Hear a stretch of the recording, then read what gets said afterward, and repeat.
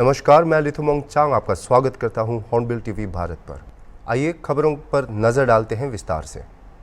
ईसाइयों का महापर्व कहे जाने वाला ईस्टर संडे यूपी की राजधानी लखनऊ में बड़ी ही धूमधाम से मनाया गया। इस दौरान भगवान यीशु मसीह के पुनरुत्थान दिवस की धूम देखने को मिला। लखनऊ की सड़कों पर बड़ी संख्या में ईसाई समुदाय से जुड़े धर्म प्रेमियों ने हाथों में कैंडल लेकर चर्च में प्रभात फेरी निकालते हुए ईस्टर प्रार्थना सभा में भाग लिया और मानव कल्याण की कामना की।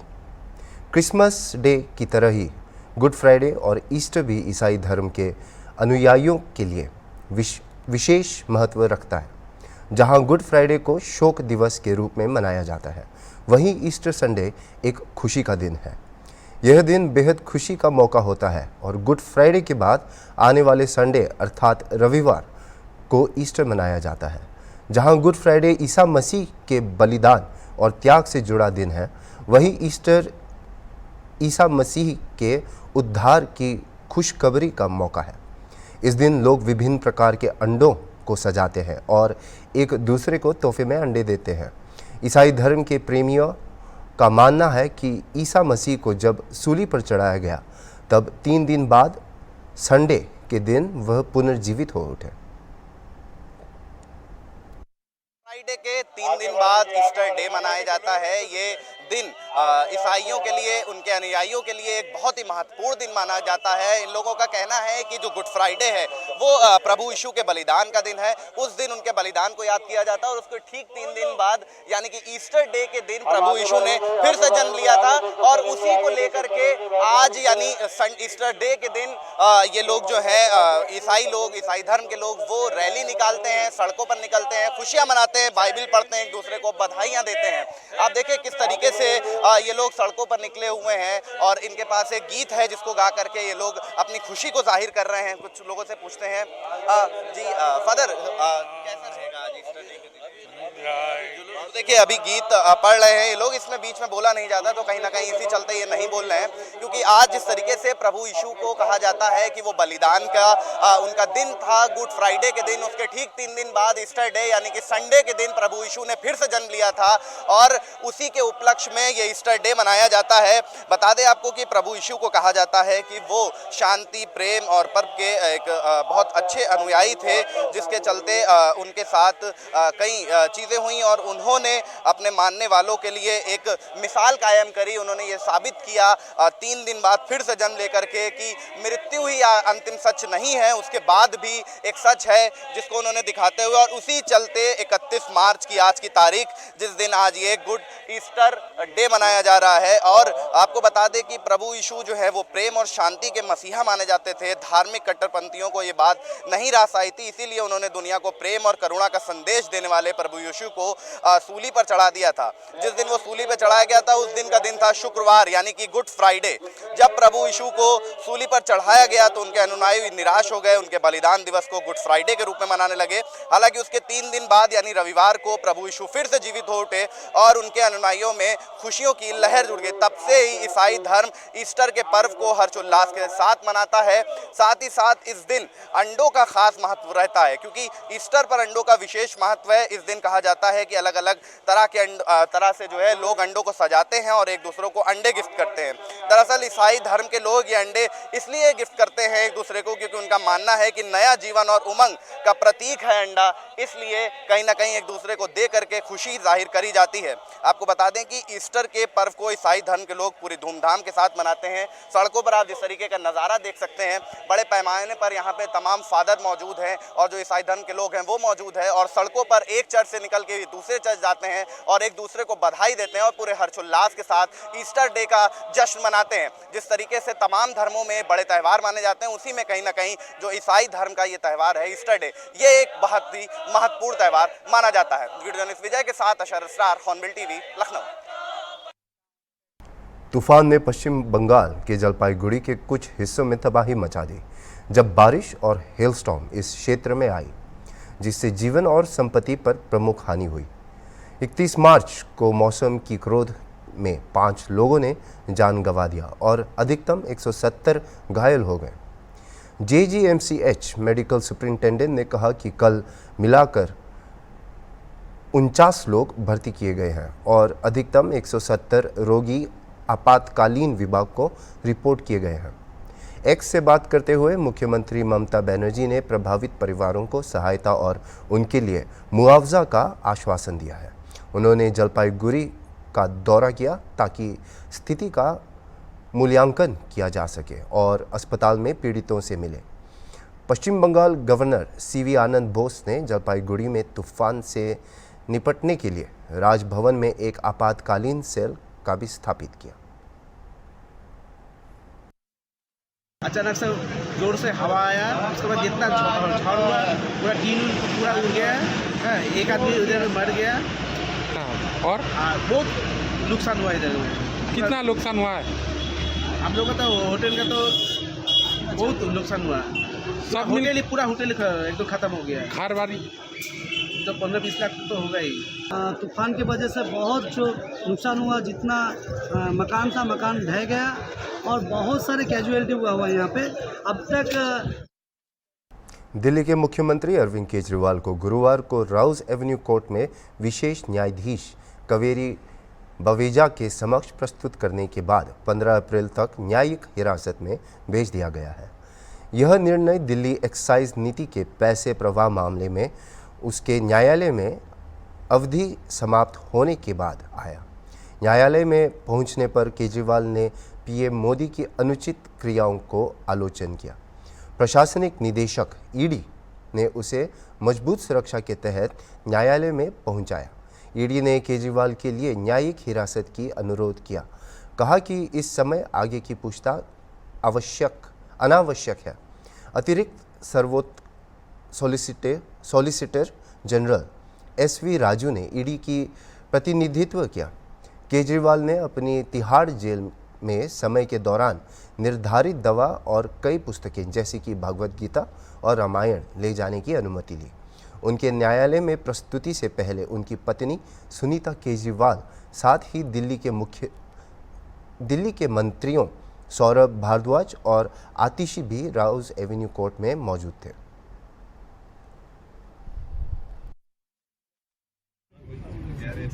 अरविंद जी, पूरा इंडिया गठबंधन कल आपके लिए जुटा मामले में था, क्या कहेंगे? मंत्री जी जो ये कर रहे हैं ये देश के लिए अच्छा नहीं है। अरविंद जी, पूरा इंडिया गठबंधन कल आपके लिए जुटा मामले में था, क्या कहेंगे? मंत्री जी जो ये कर रहे हैं ये देश के लिए अच्छा नहीं है। IPL क्रिकेट शुरू होते ही ऑनलाइन सट्टा लिखने वाले सक्रिय हो जाते हैं, जिससे लेकर पुलिस अधीक्षक दिव्यांग कुमार पाटिल द्वारा सभी राजपत्रित पर्यवेक्षण अधिकारी एवं थाना चौकी प्रभारियों को मुखबिर सक्रिय कर इस सामाजिक अपराध पर अंकुश लगाने प्रभावी कार्यवाही करने निर्देशित किया गया था। इसी परिप्रेक्ष्य में पिछले 2 दिनों से जिले में सट्टा पट्टी लिखने वालों पर अभियान स्तर पर कार्यवाही जारी है। बीते रात कोतवाली थाना क्षेत्र अंतर्गत 3 व्यक्तियों को IPL क्रिकेट मैच पर ball to ball online cricket सट्टा नोट करते पकड़ा गया है, जिनसे सट्टे पर लगा 20,000 नगद, 7 नग मोबाइल, 1 लैपटॉप जब्त किया गया है। वहीं खरसिया पुलिस ने कल 3 व्यक्तियों को, चक्रधर नगर पुलिस ने 2 व्यक्तियों को सट्टा पट्टी लिखते पकड़ा और शनिवार 29 मार्च को कोतवाली पुलिस द्वारा शहर के विभिन्न क्षेत्रों में 4 आरोपियों को सट्टा पट्टी लिखते पकड़ा गया। इस प्रकार पिछले 2 दिनों में रायगढ़ पुलिस ने 12 अपराधियों को सट्टा पट्टी लिखते पकड़ा, जिनसे नगद 40,910 रुपये, 12 नग मोबाइल, 1 लैपटॉप की जब्ती की गई है। आरोपियों से जब्त हुआ सट्टा रकम और मोबाइल लैपटॉप का वर्तमान बाजार मूल्य करीब 1,61,910 आंका गया है। ऑनलाइन क्रिकेट सट्टा खिला रहे आरोपियों पर छत्तीसगढ़ जुआ प्रतिषेध अधिनियम की धारा 7 के तहत कार्यवाही किया गया है। जुआ सट्टा की जद में अधिकतर आर्थिक रूप से कमज़ोर वर्ग के लोग आते हैं और फिर इसके आदी होकर घर में झगड़ा, मारपीट, चोरी जैसे अपराध करने लगते हैं, जिससे लोगों को दूर रहना चाहिए। पुलिस अधीक्षक के इस सामाजिक अपराध को पूर्णतः निषेधित करने के निर्देश दिए गए हैं। इसी क्रम की एडिशनल एसपी नगर पुलिस अधीक्षक, DSP cyber cell, SDOP Kharsia के मार्गदर्शन पर सट्टे के विरुद्ध की गई कार्रवाई में प्रशिक्षु आईपीएस नगर निरीक्षक थाना प्रभारी कोतवाली, थाना प्रभारी चक्रधर नगर एवं चौकी प्रभारी खरसिया, उप निरीक्षक एवं उनके स्टाफ की विशेष भूमिका रही है। पूरा मामला क्या कार्रवाई है? रायगढ़ पुलिस के द्वारा लगातार जुआ सट्टा पर कार्रवाई की जा रही है। इसी क्रम में पिछले 2 दिनों में लगातार 12 प्रकरण 12 आरोपियों के खिलाफ किए गए हैं, जिसमें 3 प्रकरण ऑनलाइन गैम्बलिंग से हैं। 3 आरोपी हैं जिनसे करीब 40,910 रुपये जब्ती की गई है और एक लैपटॉप और 12 नग मोबाइल जब्ती की गई है। कहाँ का प्रकरण है सर, कौन कौन से थाने का? एक प्रकरण थाना कोतवाली, हाँ, थाना कोतवाली के 7 प्रकरण हैं और चक्रधर नगर के 2 प्रकरण और खरसिया के 3 प्रकरण। लगातार इस पर कार्रवाई जारी है पुलिस? हाँ, लगातार पुलिस की कार्रवाई जारी है और आगे भी जारी रहेगी। इस पर सर क्या कार्रवाई होगी आगे? क्योंकि देखा जाए तो मेन जो पार्टी रहती है उसकी गिरफ्तारी नहीं होती है। नहीं, लगातार कार्रवाई की जाएगी और जो विवेचना में आगे और जो आरोपी होंगे, लिंक इनके जुड़ते जाएंगे, उन पर प्रभावी कार्रवाई रायगढ़ पुलिस के द्वारा की जाएगी। बेरहमी से मारपीट का मामला, जिसका वीडियो सोशल मीडिया में वायरल हुआ है। दर्री थाना में एक मामले में वांछित आरोपी ने नहीं मिलने पर उसके भाई के साथ की गई मारपीट के मामले में प्रशिक्षु डीएसपी व दर्री अविनाश कंवर को एसपी सिद्धार्थ तिवारी ने पुलिस अधीक्षक कार्यालय अटैच कर दिया है। पुलिस अधीक्षक सिद्धार्थ तिवारी ने सोशल मीडिया में प्रसारित इस मामले को गंभीरता से लेते हुए टीआई को तत्काल प्रभाव से दर्री थाने से हटा दिया। मामले की जांच कोरबा एएसपी यूबीएस चौहान करेंगे। हालांकि दर्री सीएसपी ने संबंधित पीड़ित को भी आदतन अपराधी होना बताया है। दिखा इधर ऐसा क्यों मारा गया इसको? आपको क्यों मारा गया ऐसे? क्यों मारा गया? आपकी गलती क्या थी? मेरी कोई गलती नहीं है। मेरे को ले क्या थे आप? मेरे भाई को लेने आया था थाना। हाँ, घर। हाँ, वो नहीं था तो मेरे को बोले तुम बैठो। हाँ। गाड़ी में बैठ गया। किसने मारा आपको? अविनाश कंवर जी जो है यहाँ के टीआई मारे। हाँ, खुद उन्होंने मारा आपको? ठीक है, ठीक। मेरे को जबरन का मारा गया है। एक प्रशिक्षु है आया अविनाश कंवर। हाँ। जबरन का मेरे को मारा है भाई। मेरे भाई को लेने आए थे लोग। मैं बोला सर नहीं है सर, आइए घर देख लीजिए। मैं बोला घर भी दिखाया हूँ। हाँ। तो तुम बैठो बोलता, मैं क्या गलती की हूँ भाई? हाँ। तो आया मेरे को रूम में बंद करके बहुत मारा है पट्टा। अविनाश कंवर? अविनाश कंवर है जो टीआई है। इसको मैं तो बोलता हूँ कि ये मनोरोगी है। ये पता है, ऐसे लोगों को पुलिस से प्रशासन से हटाया जाए। मैं निवेदन करता हूँ। मामला सामने है, पूरा मामला क्या है, किस तरह से कार्रवाई की जा रही है? सोशल मीडिया में एक व्यक्ति के साथ थाना प्रभारी दर्री द्वारा मारपीट का एक वीडियो जैसे ही वायरल हुआ है, पुलिस अधीक्षक के संज्ञान में आते ही पुलिस अधीक्षक के द्वारा उस घटना की प्राथमिक जांच के लिए मुझे आदेशित किया गया है। मेरे द्वारा प्रारंभिक जांच प्रारंभ कर दी गई है और साथ ही परिवीक्षाधीन पुलिस उप अधीक्षक को थाना दर्री से पुलिस अधीक्षक कार्यालय में संबद्ध कर दिया गया। मारपीट की क्या पुष्टि की जा रही है? अभी जांच जारी है, मेडिकल कराया गया है और जो जानकारी मिली है उसे एक शिकायत के जांच में बुलाया गया था। जांच के बाद ही अंतिम रूप से कुछ बताया जा सकता है। नगर निगम ने हाउस टैक्स वसूली में नया रिकॉर्ड बनाया है। वित्तीय वर्ष 2023 और 24 में टैक्स वसूली का आंकड़ा 400 करोड़ के पार पहुंच गया। 31 मार्च की रात 10 बजे तक कुल करीब 425 करोड़ रुपया हाउस टैक्स जमा हुआ, जबकि नगर निगम ने इस मद में कुल 413 करोड़ की वसूली का लक्ष्य तय किया था। यही नहीं, आखिरी दिन रविवार को छुट्टी के बावजूद खुले नगर निगम के काउंटरों पर 4075 मकानों का करीब 25 करोड़ रुपए टैक्स जमा हुआ। इस बार हाउस टैक्स वसूली के लिए नगर निगम अफसरों ने पूरे साल अभियान चलाया और लगातार समीक्षा की। गाही वजह रही कि नगर निगम ने हाउस टैक्स वसूली में पिछले सभी रिकॉर्ड तोड़ दिए। इसमें सबसे बेहतर प्रदर्शन जोन 4 और जोन 8 ने किया। इसके उल्ट जोन 2 और जोन 5 में सबसे कम टैक्स वसूली हुई। सबसे ज़्यादा हाउस टैक्स वसूली करने वाले इंस्पेक्टरों को अप्रैल में सम्मानित किया जाएगा। इसमें सबसे ज़्यादा टैक्स जोन 4 के टैक्स इंस्पेक्टर इमरान ने वसूला है। इसी तरह जोन 8 में टैक्स इंस्पेक्टर DM दबे सच से आगे रहे। नगर आयुक्त इंद्रजीत सिंह ने बताया कि बेहतर काम करने वाले टैक्स इंस्पेक्टरों के साथ सभी जोनल सम्मानित किया जाएगा। लखनऊ नगर निगम गृह विभाग के द्वारा शहर से 425 करोड़ रुपए की वसूली की गई। कल 31 मार्च आखिरी डेट थी क्लोजिंग की और उसमें नगर निगम विभाग के द्वारा लगातार टैक्स शहर से टैक्स वसूली का काम था वो जोर शोर से चल रहा था और लगभग जो नगर आयुक्त के द्वारा टारगेट रखा गया था वो कहीं ना कहीं छू लिया गया। आपको बताऊं पिछले साल 339 करोड़ रुपए वसूले गए थे और इस बार 425 करोड़ रुपए वसूले गए हैं। आपको बता दूं जोन 4 टॉप किया है टैक्स वसूली में, वहां से जोन 4 से 92 करोड़ रुपए वसूले गए हैं, वही जोन 8 से 83 करोड़ रुपए वसूले गए हैं। इसी को लेकर सभी जोनों में जश्न बनाया गया। सबसे ज़्यादा जोन 4 और जोन 8 में जोनल अधिकारियों के द्वारा जश्न मनाया गया और केक काटा गया क्योंकि नगर आयुक्त ने जो लक्ष्य रखा था वो कहीं ना कहीं गृह विभाग के द्वारा वो लक्ष्य छूने का प्रयास किया गया और उनकी टीम के द्वारा जोर शोर से काम किया गया।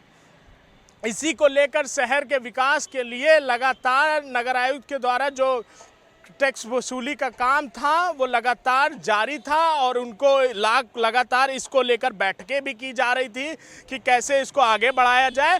वो नगर निगम टीम के द्वारा करके दिखाया गया। वीडियो जर्नलिस्ट विजय के साथ निहाल पांडे, हॉर्नबिल टीवी, लखनऊ। छत्तीसगढ़ के प्रथम चरण में होने वाले लोकसभा चुनाव सबसे पहले बस्तर में होंगे और 29 अप्रैल को लोकसभा बस्तर सीट में मतदान किया जाएगा। वहीं मतदान को लेकर जिला निर्वाचन आयोग ने अपने स्तर पर तैयारियां पूरी कर दी हैं। ऐसा पहली बार होगा जब जगदलपुर के सभी मतदान केंद्रों में महिला कर्मचारियों के द्वारा मतदान प्रक्रिया संपन्न कराई जाएगी। शहर के 101 मतदान केंद्रों के अलावा जिले के कुल 125 मतदान केंद्रों में 100% महिला अधिकारियों और कर्मचारियों के द्वारा वोटिंग कराई जाएगी। बता दें कि जिले में जगदलपुर, चित्रकोट, बस्तर और नारायणपुर विधानसभा का आंशिक हिस्सा के कुल 760 मतदान केंद्र आते हैं। जगदलपुर शहर में 101 मतदान केंद्र, बस्तर नगर पंचायत के 14 और जिले के सभी विकासखंड मुख्यालय के मतदान केंद्रों को संगवारी मतदान केंद्र बनाया जाएगा। पिछले विधानसभा चुनाव में जिला निर्वाचन आयोग के द्वारा जिले के प्रत्येक विधानसभा में 5-5 संगवारी मतदान केंद्र बनाए गए थे, जहां महिला अधिकारियों और कर्मचारियों के द्वारा मतदान की प्रक्रिया संपन्न कराई गई थी। वहीं अब लोकसभा चुनाव में महिला कर्मचारियों के कंधों पर 125 मतदान केंद्रों की जिम्मेदारी होगी और मतदान की प्रक्रिया समझाने के लिए इन महिला कर्मचारियों को विशेष प्रशिक्षण देने की शुरुआत भी शुरू कर दी गई है। वहीं मतदान को लेकर जिला निर्वाचन अधिकारी ने बताया कि महिलाओं को मतदान की जवाबदारी दी जा रही है और उन्हें प्रशिक्षण भी दिया जा रहा है ताकि महिलाएं एक बार फिर मतदान की प्रक्रिया को पूरा कर सकें। में बस्तर निर्वाचन क्षेत्र से हमारे ज़िले की अगर बात करेंगे तो 760 बूथ है, जिसमें हमारे नगर निगम क्षेत्र के 101 मतदान केंद्र, नगर पंचायत बस्तर के 14 और हमारे ब्लॉक मुख्यालय के बचे हुए जो ब्लॉक मुख्यालय में जो जितने भी मतदान केंद्र हैं वहाँ पे इस बार महिला कर्मियों के द्वारा मतदान कराया जाएगा। पूरे ज़िले की अगर बात करेंगे तो 125 मतदान केंद्र ऐसे होंगे जिसमें 100% महिलाओं के द्वारा मतदान कराया जाएगा। सर, पहला दिन का प्रशिक्षण है, आज से शुरू किया गया है। काफ़ी उत्साह दिख रही है, खास करके पिछली बार ज्ञात होगा आपको विधानसभा निर्वाचन के समय में हम लोग प्रत्येक विधानसभा क्षेत्र में 5-5 बूथों को संगवारी मतदान केंद्र के रूप में घोषित किया था। साथ ही साथ में हमारी जो मतगणना की पूरी प्रक्रिया जो है हम लोगों ने महिला कर्मियों के द्वारा करवाया था। उस समय जो लगातार इनकी जो संवाद हुई थी और इनके द्वारा जो विश्वास जो हमको दिलाया गया था कि हम लोग इस काम को बहुत अच्छे से कर सकते हैं, उसको ध्यान में रखते हुए इस बार अर्बन एरियाज़ में जितने भी हमारे मतदान केंद्र हैं वहाँ पे 100% महिलाओं के द्वारा मतदान करवाएंगे। और प्रथम चरण का जो प्रशिक्षण जो है पिटासीनों का और P1 का जो प्रशिक्षण आज जो हो रही है, काफ़ी उत्साह दिख रही है। मुझे संपूर्ण विश्वास है कि जिस तरीके से अभी तक हमारे पुरुषकर्मी जो करके आते थे उससे बेहतर हमारे महिला कर्मी जो है करके आएंगे। कुल कितने कर्मचारी हैं? 125 मतदान केंद्र के हिसाब से 4 जोड़ेंगे तो प्लस रिजर्व जोड़ेंगे, लगभग 600 महिला कर्मचारी जो है इस बार मतदान के प्रक्रिया में शामिल हैं। ऑल ओवर सर सभी मिला 760 मतदान केंद्र का देखेंगे, सभी पुरुष महिला सब मिलाते हुए देखेंगे तो लगभग 3500 प्लस रिजर्व 4000 के लगभग करीब रहेंगे। अभी तक के लिए इतना ही और खबरों के लिए देखते रहिए हॉर्नबिल टीवी।